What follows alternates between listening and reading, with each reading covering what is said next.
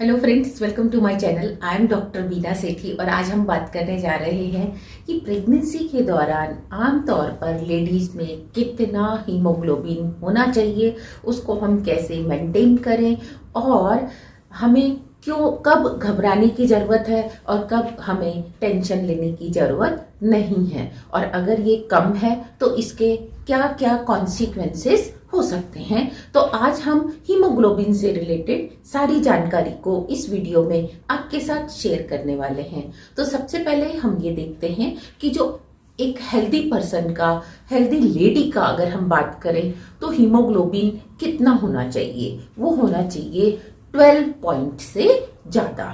लेकिन हमारे कंट्री में और भी बहुत सारी कंट्रीज में लेडीज का जो हीमोग्लोबिन है वो 12 से कम होता है, जो कि एक अच्छा सिंबल नहीं है। इसका मतलब वो लेडीज एनीमिक है और उनको हर मंथ में पीरियड्स के साथ ब्लड बाहर चला जाता है, जिससे उनको वीकनेस आती है और उतना वो ब्लड पूरे मंथ में उनका फॉर्मेशन नहीं होता है।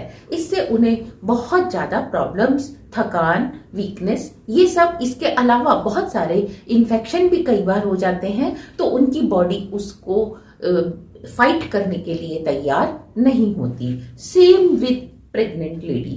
प्रेग्नेंट लेडी का हीमोग्लोबिन जब वो प्रेग्नेंट होती है तो थोड़ा सा चेंज होता है, क्योंकि हमारे ब्लड में दो पार्ट होते हैं। एक तो ब्लड सेल्स और दूसरा वो सॉल्वेंट जिसमें वो सारी ब्लड सेल्स घूमती हैं, जिसको हम प्लाज्मा कहते हैं। और जो ब्लड सेल्स है वो आपकी रेड ब्लड कार्पल्स हो सकती हैं, RBC, WBC, white blood carpals हो सकती हैं। इसके अलावा बहुत सारी इरिथ्रोसाइट्स और ये सेल्स होती हैं। अब जब लेडी प्रेग्नेंट होती है तो उसका प्लाज्मा पहले से 40% ज्यादा हो जाता है, क्योंकि उसमें हार्मोन्स ज्यादा बनने लगते हैं, तो ब्लड भी थोड़ा सा थिन हो जाता है, जिसके कारण जो रेड ब्लड कार्पल्स या आप कहेंगे सेल्स का जो डेंसिटी है वो पर ml कम हो जाती है। तो आप देखेंगे उसका जो हीमोग्लोबिन है वो 12 से नीचे आ जाता है, लगभग 11, 11.5 इसके आसपास आ जाता है। मीन्स 11 और 11.5 के बीच में आ जाता है।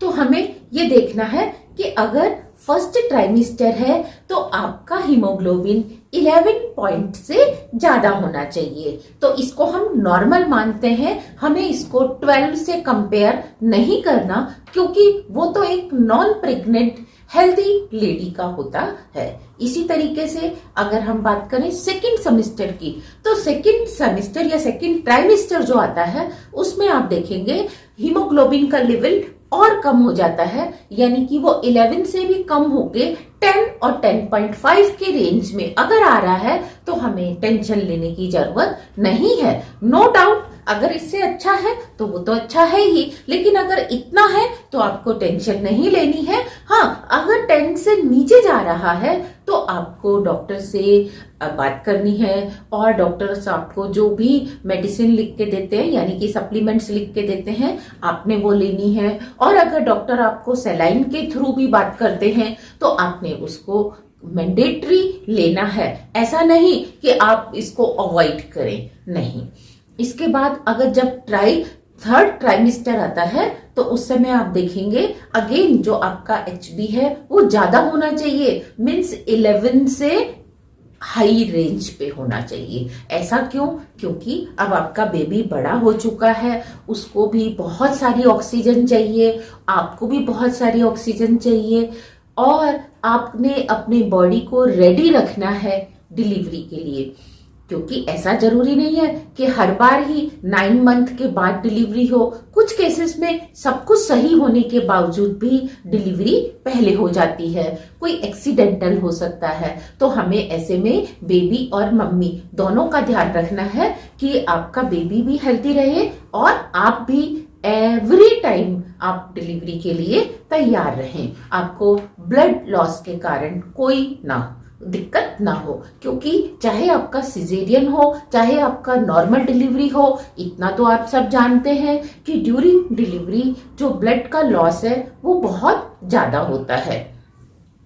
और ब्लड का जो मेन पर्पस होता है वो होता है आपको ऑक्सीजन सप्लाई करना, आपके बेबी को ऑक्सीजन सप्लाई करना, जिससे आपका सारा मेटाबॉलिज्म अफेक्ट होता है, हार्मोन्स का फॉर्मेशन अफेक्ट होता है। तो आपने ध्यान देना है कि अगर आपका एचबी कम है तो आपके सारे प्रोसेस कम हो जाएंगे। खाली ऐसा नहीं कि खून कम है तो कोई बात नहीं, ऐसा नहीं सोचना। तो हम ऐसा क्या करें जिससे कि हमारे बॉडी में हीमोग्लोबिन का लेवल अच्छा रहे, हम क्या डाइट लें? तो सबसे पहले हम डाइट की ही बात करते हैं। डाइट में आप देखेंगे कि ग्रीन वेजिटेबल वाली जो ग्रीन लीव्स वाली वेजिटेबल हैं, आपने वो लेनी है। स्पिनच है, मिंट है, मस्टर्ड लीव्स है, ग्राम लीव्स हैं, इनको आप फ्रीक्वेंट अपनी डाइट में शामिल करिए। इसके साथ जितना भी सिट्रस फ्रूट आप ले सकते हैं, चाहे वो ऑरेंज है, वो आपका स्वीट लाइम है या लेमन है, आपने इसको अपनी डाइट में ग्रेप्स को, पोमेग्रेनेट को, इन सबको इंक्लूड करना है, क्योंकि ये सब आयरन रिच होने के साथ साथ विटामिन ए और विटामिन सी रिच भी होती हैं। इसके अलावा आप नट्स को अपनी डाइट में लेंगे, और नट्स के लिए ध्यान रखिए बहुत ज्यादा नट्स भी नहीं लेने, और ड्राई नट्स की जगह आपको सोक करके पानी में ओवरनाइट आप सोक करिए, या 4 घंटे पहले आप सोक कर दीजिए, जिसमें आमंड्स हैं, रेजिन है, और यानी कि किशमिश और बादाम। इसके साथ आप खजूर यानी कि डेट और अंजीर को भी अपने साथ डाइट में शामिल कर सकते हैं, और प्रीफरेबली हो सके तो आप इसको मॉर्निंग में लीजिए, नहीं तो जब आपको भूख लगती है, व्हेनेवर यू फील हंग्री, आप इसको तब लीजिए। अगर आप नॉन वेजिटेरियन हैं तो आप चिकन, मटन, फिश आप ये ले सकते हैं। और अगर आप इसमें ध्यान दें कि सिंपल आप विंग्स की जगह और लेग पीस की जगह अगर आप दूसरे बॉडी पार्ट्स हैं उनको आप कंज्यूम करते हैं तो वो भी आपके लिए अच्छा होता है। इसमें आप ध्यान दें कि जब भी आप आयरन की टेबलेट लें तो या तो 2 घंटे पहले खाना खाने से लें या खाना खाने के 2 घंटे बाद लें। आप इसको एक साथ ना लें। और अगर डॉक्टर ने आपको कैल्शियम की डेफिशिएंसी बताई है, क्योंकि बेबी जब होता है तो उसकी भी बोन्स का स्ट्रक्चर बनता है, तो उसमें भी कैल्शियम कंज्यूम होता है, तो आपकी बॉडी का जो आप खाना खा रहे हैं बहुत एक big amount of calcium baby में चला जाता है। तो बेबी में भी कमी ना हो, आप में भी कमी ना हो, तो इसके लिए अगर डॉक्टर ने आपको कैल्शियम की डाइट लिखी है या कैल्शियम का आपको सप्लीमेंट लिखा है, तो वो आप कोशिश करें कि सिट्रस फ्रूट के साथ लें, और आयरन और कैल्शियम को आप एक साथ ना लें। मार्केट में बहुत सारी टैबलेट्स CAFE कैल्शियम आयरन के नाम से एक साथ मिलती हैं, तो उनको आप अवॉइड करें, क्योंकि कैल्शियम और आयरन एक साथ नहीं लेना चाहिए। फिर इसके बाद हमें अपनी बॉडी में ध्यान रखना है कि क्या हमें एवरी मंथ मेंस्ट्रुअल साइकिल के टाइम पे या बीच बीच में ब्लीडिंग हो रही है, तो उससे भी हमारा HB कम हो जाता है। और अगर ऐसा है तो हमें डॉक्टर को कांटेक्ट करना है और उससे मिलके हमें अपनी बात को रख के और जो जरूरी दवाइयां हैं वो लेनी है। इसी तरीके से अगर आपको कॉन्स्टिपेशन है और मोशन के साथ भी ब्लीडिंग होती है, तो आपने इसको नोटिस करना है और इसको भी आपने ठीक करना है। और मोशन आपका जो है कॉन्स्टिपेशन नहीं होना चाहिए, आपको हमेशा एक नॉर्मल मोशन आना चाहिए। अब अगर ऐसा है कि यानी कि HB कम है, तो इट मीन्स आप एनीमिक हैं, तो उससे आपके होने वाले बेबी पे क्या इफेक्ट पड़ता है? वो प्री मैच्योर हो सकता है, यानी कि अर्ली डिलीवरी हो सकती है, 9 मंथ की जगह 8th मंथ में या 7th मंथ में हो सकती है। इसके अलावा वो बेबी जब अर्ली होगा तो उसका वेट भी लो हो सकता है, तो लो वेट वाले बेबी को भी हैंडल करने में थोड़ी सी दिक्कत तो सबको ही आती है। कई बार उसे नर्सरी में भी रखना पड़ता है, और उसको हम कह सकते हैं कि जब बेबी की ग्रोथ कम होती है तो हम उसको IUGR यानी कि इंट्रायूटेराइन ग्रोथ रिटार्डेशन कहते हैं, कि उसकी जो ग्रोथ है वो कम हुई है। और आप देखेंगे ऐसा बच्चा एनीमिक भी हो सकता है, उसको पैदा होते ही जॉन्डिस भी हो सकता है। और इसके साथ बच्चे का जो मेंटल लेवल है वो भी कम हो जाता है। और मेंटल लेवल कम होने से कुछ लोग कहते हैं कि बच्चे का आईक्यू कम है। जरूरी नहीं कि 100% उसका कम हो, कई बार पार्शियली आप उसका देखेंगे आईक्यू कम है। इसी तरीके से उसमें कुछ बिहेवियर प्रॉब्लम्स आती हैं, उसमें कुछ इमोशनल प्रॉब्लम्स आती हैं, कई बार बच्चा इमोशनली स्ट्रांग नहीं होता। तो ये सब चीजें हम देखते हैं उसको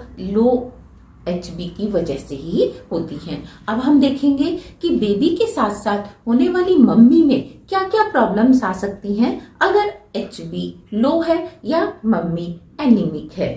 तो ध्यान दो, सबसे पहले अगर लास्ट ट्राइमेस्टर में आपका HB कम है तो अर्ली प्रेगनेंसी के चांसेस बहुत ज़्यादा हो जाते हैं। यानी कि बेबी को बियर करने के लिए जो स्ट्रेंथ चाहिए वो मदर के पास नहीं होती, तो अर्ली प्रेगनेंसी हो जाती है।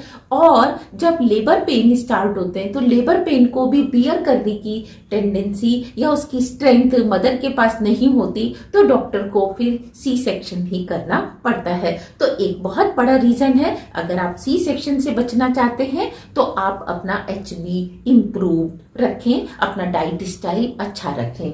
इसके साथ HB कम होने से आपका BP बढ़ने के चांस हो जाते हैं, और जब BP हाई हो जाता है तब भी डॉक्टर को सी सेक्शन करना पड़ता है। तो एक तो आपकी डिलीवरी नॉर्मल से सी सेक्शन पे चली जाती है, दूसरा आपको एनीमिया हो सकता है, और कई बार आप देखते हैं कि आपको पर्क्यूरल इन्फेक्शंस होने के चांस होते हैं, क्योंकि आपकी बॉडी जब HB कम है, उसमें प्रॉपर फंक्शनिंग नहीं हो रही, ऑक्सीजन की सप्लाई नहीं हो रही, तो आपकी बॉडी की स्ट्रेंथ कम होने से, और उन दिनों में जब आप देखते हैं डिलीवरी होती है तो बहुत टाइम तक ब्लीडिंग रहती है, तो आपके जो प्राइवेट पार्ट्स हैं वो ज़्यादातर गीले रहते हैं, तो जिससे कोई भी इन्फेक्शन, कोई बैक्टीरिया, कोई फंगस इन्फेक्शन हो सकता है, और आपकी जो बॉडी है उसके लिए फाइट करने के लिए स्ट्रांग नहीं होती, तो आपको उस इन्फेक्शन के भी चांसेस ज़्यादा हो जाते हैं। और कभी कभी जो होने वाली मम्मी है वो डिप्रेशन में भी चली जाती है, और आपको क्लॉट्स बनने के चांसेस भी